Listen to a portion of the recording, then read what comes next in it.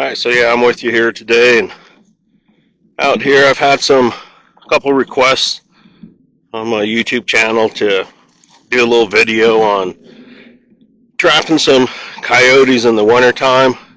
I've been pretty busy during trapping season, so I didn't get a chance to do it. So I wanted to try to get out here today, and almost all the snow's gone, except for real high, and trying to get up there where there's some decent snow is kind of hard right now. So I'm not going to be able to actually do it with the snow, but I'm going to go ahead and do a little demo on how I can do some coyote and some fox trapping here. So, and a lot of this could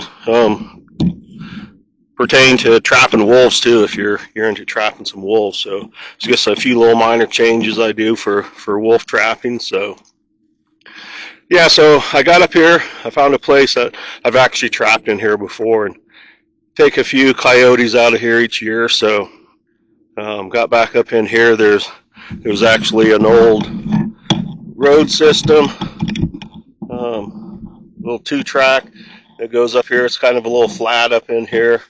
You can see over there, there's a ridge, so coyotes and stuff can be coming down that ridge. There's a little bit of a saddle right there. There's a game trail coming down towards me. It comes over through here.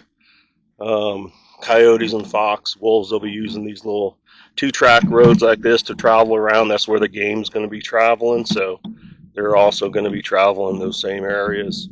So, and actually over on this side, where I'm going to be over here setting the trap, I've actually found quite a few deer bones and stuff. So I know the predators have been in here. I've walked around just a little bit, found quite a few deer leg bones and stuff scattered around.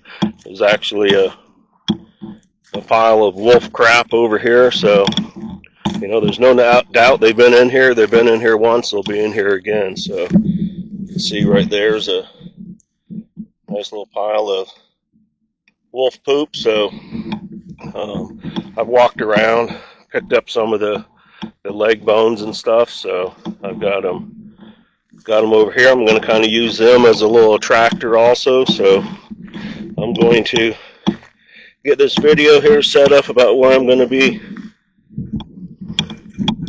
setting the trap, and hopefully I can get everything looking good, and we'll get a little video going here for everybody. So alright, I'm going to leave that there. I'm going to get one other camera going so I can get a couple different videos, and we'll see what we can do here.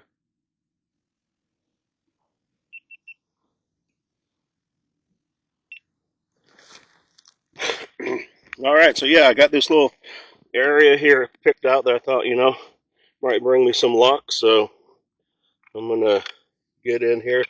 And again, this is just a demonstration. I'm not actually going to set the trap, leave it here today. All I'm doing is doing a demonstration. So even though it is legally trapping time for coyotes, fox, again, I am not setting and leaving this trap here. I'm just doing this for a demonstration. So I don't want someone to be thinking, well, you shouldn't be trapping this time of year. It's for coyotes and stuff. The pelt's no good, and I agree. It's getting into middle of March, so I wouldn't be doing that. So I always wear gloves. You can never eliminate all the human scent. There's always going to be your scent out there, but I can eliminate some of it, and I can, do the best I can. So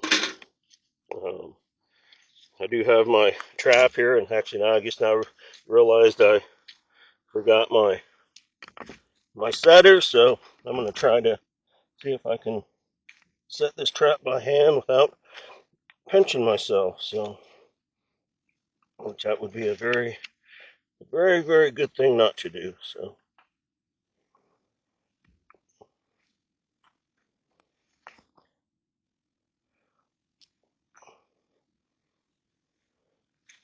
Yeah, so I got this. It's actually a night latch trap. MB, I think this one's a 650. Yeah, 650. MB 650 trap. I really like these for coyote. They get them, they're going to hold them good. So I've got it set on the night latch. So I'm going to set it over here so I don't put my hand down in it and have the first dog caught. So I use these stakes here. If I'm staking the traps in the ground, they're just earth anchors. So I got a stake driver. So I would use this to pound this down into the ground. Once they're in there, I leave them. I don't try to pull them back up when trapping's done. So once I got my hole, I would pound that down in. This would attach to the quick link onto the trap. Obviously, I'm not leaving this, setting it, so I'm not going to pound this into the ground. So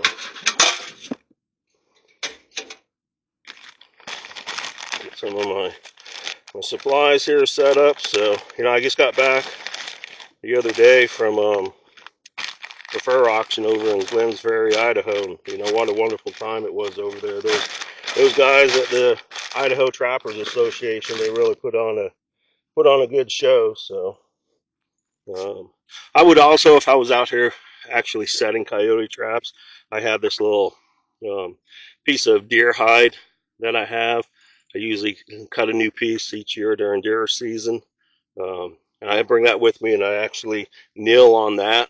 I do have my knee pads on still, but I'll kneel on that, give myself a little more, put a little more scent out there, maybe not leave as much as my scent. So, and the only other thing I can see right offhand that I actually forgot to bring with me, I have this little piece of canvas. I bring that so as I'm digging the dirt, I can put that dirt on the canvas, and then what I don't use, I can haul off to the side and get rid of, so it's not leaving a big mess right around here. If I am trapping in the snow, for coyotes, especially for wolves later on in the season here in Montana, unfortunately, it doesn't start till January 1st, so probably going to run into snow. I will try to find a big tree that's got a lot of branches that's going to naturally protect the ground from the snow. Try to do it that way there. If not, if I am out in the open, I'm going to have to prepare for the snow. So I do actually have a bucket of wax sand. You can use wax dirt. I make my own in a cement mixer with some wax flakes, and I'll go up in the mountains and find some dirt, or go buy some play sand and mix it up and do that. So, once the freezing weather get here, you definitely have to protect your traps if you want them to be working. So, I think this is going to be a good location. There's definitely trails coming by here and stuff. There's sign, there's leg bones. I know they've been here. So what I do at first is I'll kind of take and it's kind of some of the top layers of the earth here. I'll kind of just rake off to the side, because I may use that when I get back. And I know basically the size of my trap, so I'm going to dig up a little bit of the ground here. So again, I would be putting this right on a piece of canvas, but unfortunately I forgot that, so I don't have that to utilize. So I'm just going to kind of throw it off. But like I say, if I did have the canvas, I would take it off a little bit farther and walk back towards where I came in. I've got this in an area that I can drive by. I can see the trap from where I'd be driving by, so I don't have to come walk into it each time. Definitely want to make sure you're following all the regulations. Get your regulations, know them, carry them with you, keep them in your truck. That way you'll know that you're doing everything right. So, the ground's pretty wet here right now. Well, like I say, it's middle of March, so it's not the ideal time to be setting, but pretty much got that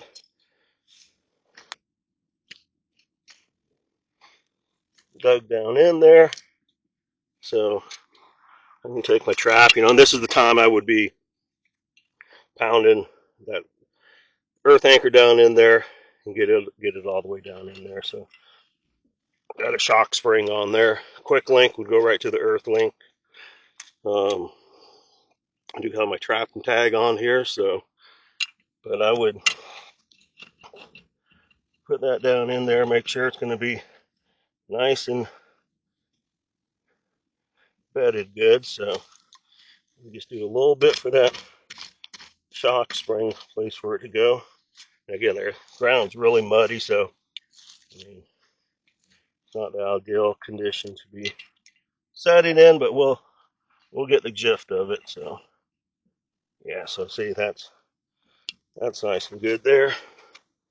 So I'm gonna go ahead and use this wax sand. I do have a sifter, so if I had dirt I was digging up from around here, I could strain it, sift it right onto the trap. But I'll use some of this wax sand to make it a little bit easier. So what I do at first is I pour just a little bit right on the jaws.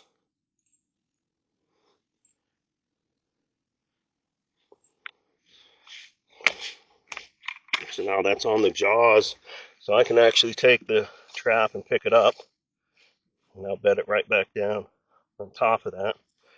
And I know it's going to be good and bedded good. You don't want the trap rocking any. You want a nice firm bed for it. These coyotes and fox wolves, they step and they feel just a little bit of shifting. It's going to spook them. So yeah, I use a lot of wax paper to cover the traps with. I crinkle it up so it kind of forms down over the trap and stuff. So got a little bit too much here, so get rid of some of that. And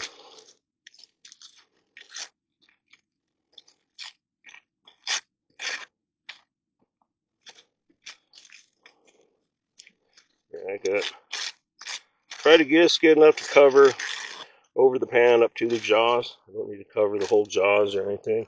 If it does, it's okay. It's not going to hurt anything. But what this is going to do, this is going to keep that sand, dirt that you cover your trap with from getting underneath the pan and keeping it from setting, going off. If you get sand and stuff, dirt underneath that pan, that pan can't go down, and it's not going to go off. So that's what this wax paper does. So once I've got that, and I kind of just go along the inside of the jaw outline, push that wax paper down some, so it can go ahead and as time goes by, this sand's going to settle. Any of the dirt you put on there is going to settle. I want to make sure it's all pushed down around that really good. So,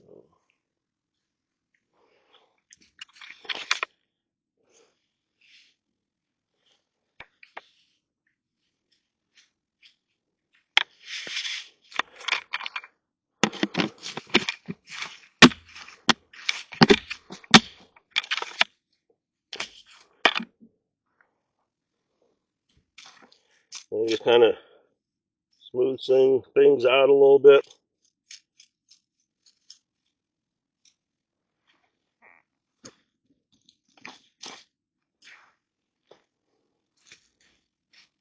I'm going to kind of want to blend things in a little bit. I mean, with the area where this is at, it's not going to be able to make it blend completely in, but I got a rock here. I'd squirt a little bit of coyote urine or something on there. The fox coyote is going to come up here, start milling around, looking at these leg bones. Got some other leg bones over here. I'll throw a couple up there. So they're gonna kind of look at all this stuff. I'm gonna just get some more little bits and pieces of stuff, kind of blend it in a little bit.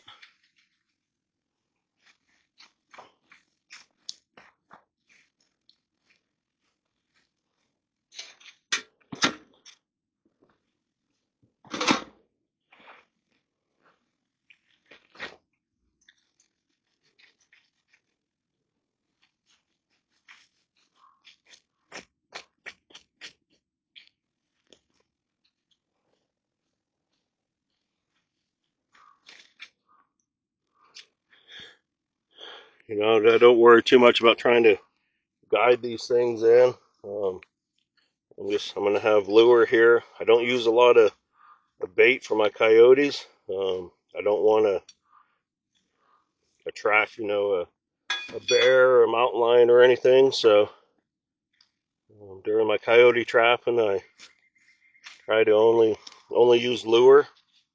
Um, so I'll catch the fox and the coyotes in these. If I was doing wolf trapping, obviously the trap's bigger and stuff. There's gonna be snow and stuff, so I would, there'd be snow around, so I'm gonna try to leave only my tracks going straight into where I'm setting. Then I'm gonna go right back out my tracks. And even when I'm coyote trapping, I do the same thing. I don't mill around a lot. I try to limit my scent to just very little. So I put a couple little sticks here and there, kind of to blend things in a little bit, and hopefully they'll see those bones, and that's gonna make them want to come over here a little bit. So a little more grass and stuff to blend that in.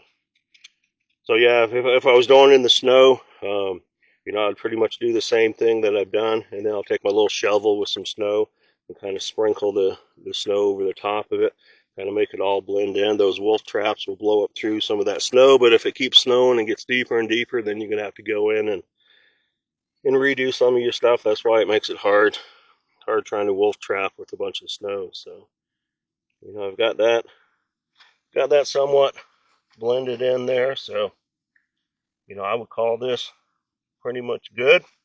Um, I may go someplace here close by, get some of the dirt.